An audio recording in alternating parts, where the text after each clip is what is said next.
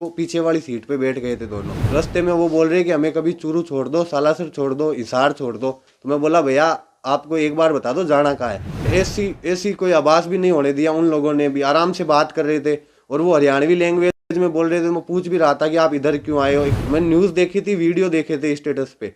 तो स्टेटस को जैसे जूम किया ना तो मुझे लगा कि ये तो रात वाले लड़के हैं जिनको ड्रॉप किया था।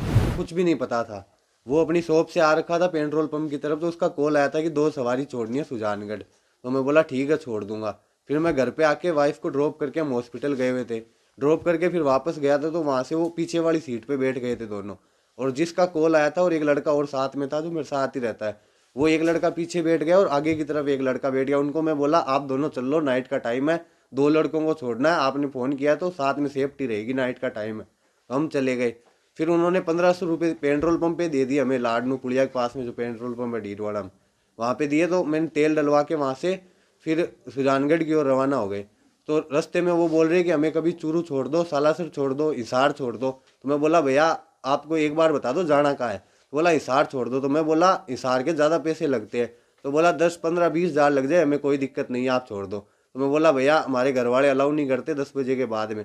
तो उनको फिर वो बोले ठीक है सुजानगढ़ की तरफ चलो, वहाँ से कोई साधन देखते हैं। मैं बोला भैया आप ट्रेन में चले जाओ। तो बोला हम ट्रेन में नहीं जाएंगे, हम आराम से जाएंगे बस में या टैक्सी में।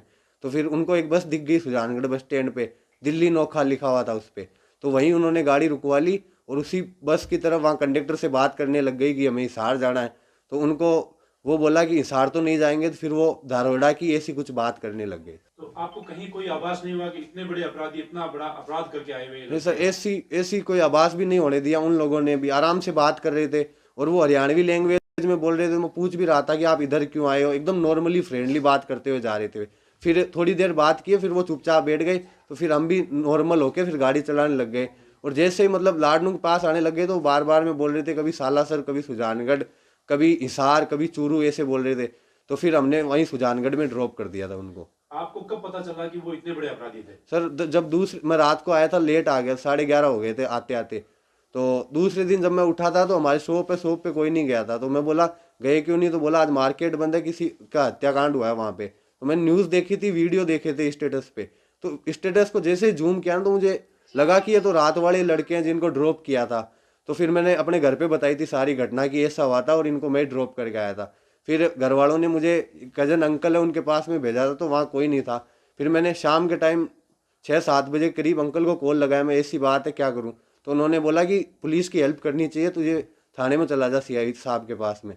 तो मैं वहाँ जाके सीआई साहब को पूरी घटना बताई थी। क्योंकि मैं जब जा रहा था तो मेरे जो दोस्त था जिसने कॉल किया था वो रास्ते में मिल गया था मुझे। तो उसके पास में खड़ा था तो वहाँ पुलिस की गाड़ी आई थी और हम दोनों को वहाँ से एसपी ऑफिस ले गई।